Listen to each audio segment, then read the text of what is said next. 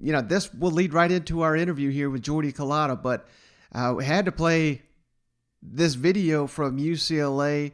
I really forgot to throw in so much action to pack in a Sunday show. Forgot all about the sissy blue shirt comment from Coach O. I'm sure you've seen it by now, but UCLA has been making money hand over fist, trolling LSU, trolling Coach O. Check this out, courtesy of UCLA. Bring your ass on. Bring your ass on in your little sissy blue shirt.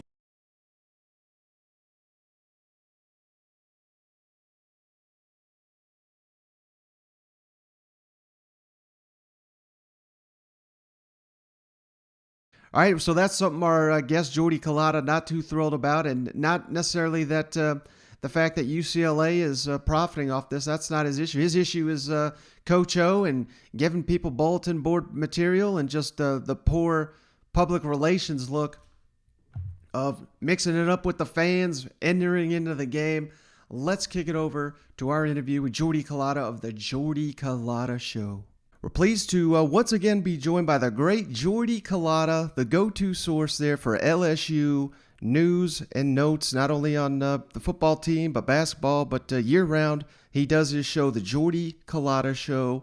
I check it out every morning on YouTube. Jordy, thanks again for joining the show. I really appreciate you. Hey, Mike, thanks for having me back on, man. Yeah, and I know it's going to be some negativity here in just a second, but I want to start with the positive. How was your trip out there to the West Coast? And, man, you found what is, in my opinion, is the gem. I used to live out there, Santa Barbara. I mean, when I retire, if I can afford it, that's my spot. So can you tell us how the trip went out there? Oh, it was fantastic, man. I mean, just the opportunity to go out there and, bring my son and our family and go out there and experience just a great part of the world, something that's so you don't get an opportunity to really experience every day, the Pacific Ocean and the mountains and the climate and the vegetation and the palm trees, and getting up to Santa Barbara for a day and a half was really cool, man. And driving around LA and all of the stories and all of the sights and all of the pictures that we were able to capture was really cool. So it was a fantastic trip. The low point obviously was the football game, but even with all of that, even in the loss, it'll be a trip that we remember forever. Mm-hmm. And that's kind of the great thing about these home and homes, I mean, it gives you and like you said, you and your family an opportunity to go out there and visit. And had this game taken place in Arlington or Atlanta or wherever the hell they got these non-conference games, you're really not getting the full experience, are you?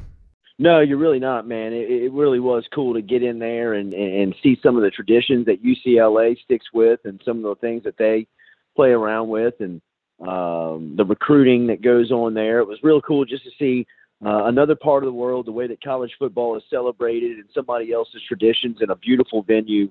It was really cool to get over there and check it out.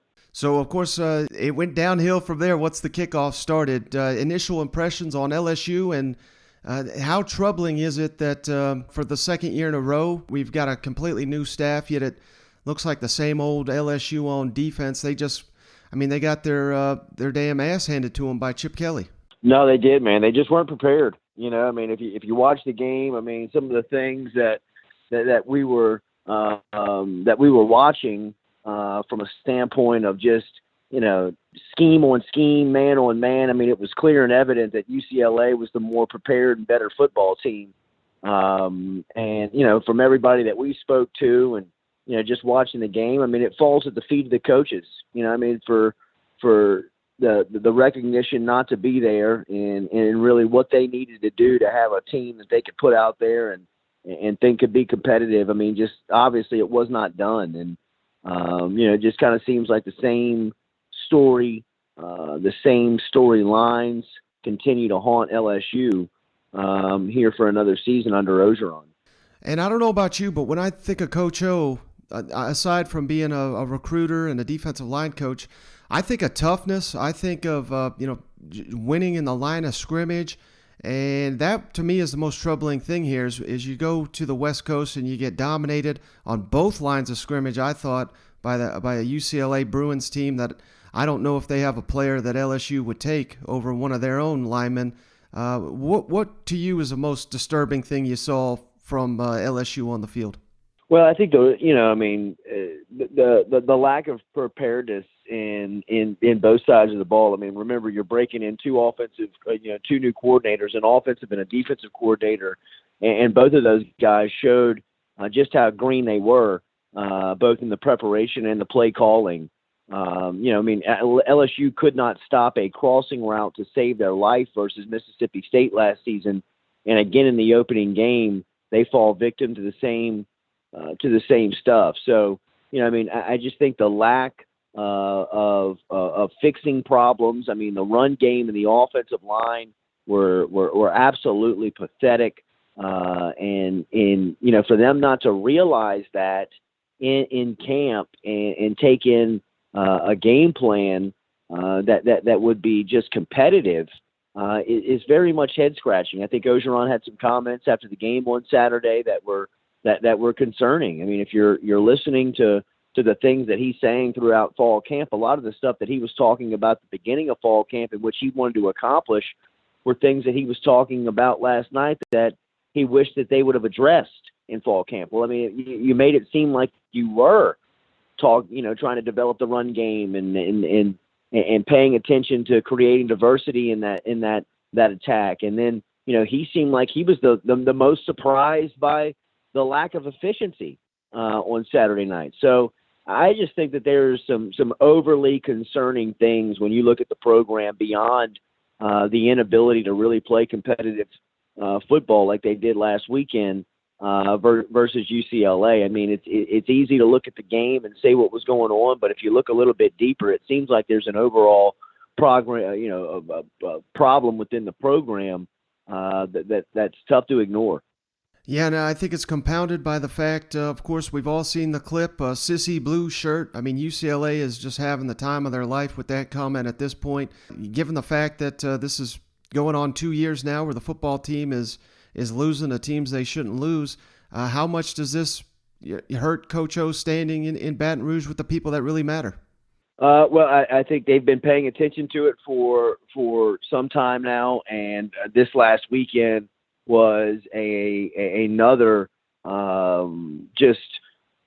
catastrophic representation of public relations from Ed Orgeron in leading the program. I mean, look, and nobody is out there telling Ed Orgeron how to live his life personally, but there's a built-in expectation of public relations when you accept the LSU head job or any public job that carries the type of notoriety and promotion that you're going to receive in that seat, that there is a PR standard that has to be upheld 365 days a year. And some of the personal things that you're going to have to sacrifice for that are just going to happen for you to exist.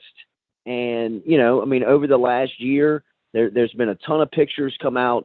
I say a ton. There's been, a series of pictures that have come out with him and co-eds.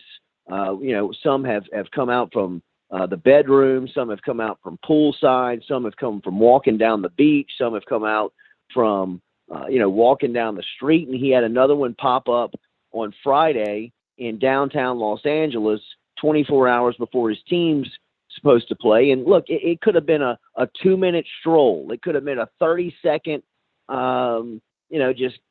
crossing pass with his partner that was there with him in Los Angeles to watch the game with him. Nobody knows the story, but what the story that social media tells is that he's out there chasing skirt the week of the game, and then 24 hours later, his team gets their teeth kicked in, and they're not prepared and ready to go. And then throw on top of that, while he's walking into the game, cameras catch him going back and forth with a fan in which he, says to meet him on the field and he'll kick his ass. It's just like, come on, man. Have a little bit of awareness and understanding of the position you're in and what goes along with that. And credit UCLA because, they have taken the sissy blue comment and have turned it into a moneymaker. I mean, they're making T-shirts. Their social media right now is the header. They have made hype videos around. I mean, they have turned him and LSU into a meme. That they have turned them, into the butt of a joke. I mean, it is it's comical on what the reaction has been and how UCLA has taken another PR misstep by Ed Orgeron and turned it into something that will live on forever. I mean, I would imagine that UCLA would probably use the term of sissy blue shirts for at least the next 20 years with the way that they're running with it right now. All right, last thing for you, Jordy. Of course, LSU's got a couple cupcakes lined up here, but then SEC play gets started here with a trip to Mississippi State. How big will that game be for Coach O? And, I know every situation is unique, so you can't make it an apples and apples comparison, but if he loses that game, could we see a repeat of what happened to Les Miles where they cut him in the middle of the season? I don't necessarily know if they can do that because I'm not sure on staff if they have somebody qualified enough to take over. But, I can tell you that every game is going to be a pressure cooker for Ed Orgeron because, like I said, I mean, his team is struggling on the field, and then you compound that with some of the off-the-field stuff, and then LSU is still under investigation for some of the Title IX stuff that Ed Orgeron's name has been involved with, to the degree it has not been that harsh, but it cracks the door for administrators to find a way to move him without having to pay a buyout.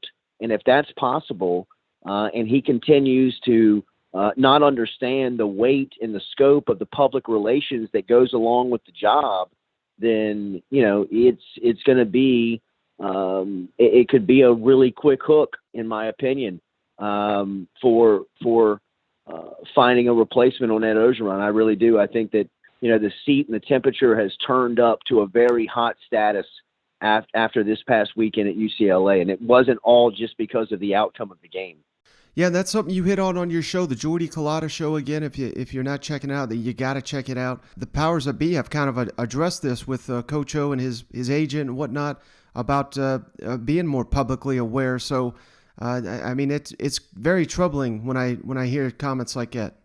Yeah, I mean, I would say the same thing. I mean, if people are approaching you and asking you to change the way that you are doing things within your job to make sure that you can sustain and hang on, you would probably react, with a way that it would serve you better to stay there in the long term, and that just hasn't been the case. I mean, there's been conversations, there's been discussions with both Orgeron and his representatives on how to handle the public relations of the job, and continuously it's disrespected. And I think all you got to do is look over the past 72 hours to see that from LSU standpoint. All right, he's Jordy Culotta. Really appreciate him giving us the time on this such a busy day, and thanks again, man. You are truly the go-to source there for LSU sports, so I appreciate you hopping on the line.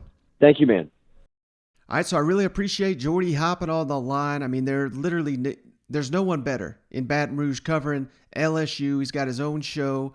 It does a radio, does a YouTube, just like this show, except his is the production value is significantly higher. So head on over to the Jordy Culotta show on YouTube, and wherever you get your podcasts, you can find his show. But if you're an LSU fan, I don't know what you're doing if you're not watching that already. And if you hate LSU, trust me, these last couple episodes, you'll love them probably even more than the LSU fans, because Jordy is going all in on Coach O and the disaster that this opener has been. So really appreciate him carving out that time to hop on the show.